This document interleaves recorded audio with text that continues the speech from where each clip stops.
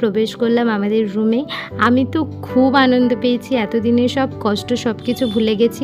এই যে আমাদের দুজনের জন্য ওয়েলকাম লিখে রেখেছে ওরা, খুব সুন্দর সাজিয়েছে। শুনলাম সারা দিন ধরে ওর বাবা এইগুলো করেছে, কি সুন্দর খাটটাকেও সাজিয়ে রেখেছে আমাদের সোনা বাবার জন্য।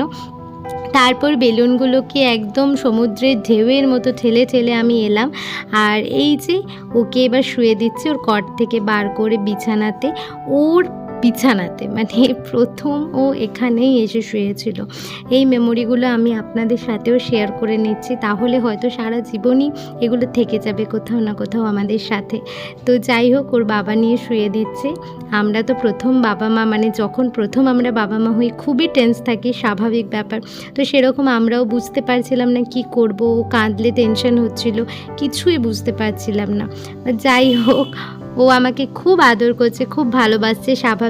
এতদিন পরে আমাদের দেখা হলো ফাইনালি ভালো করে।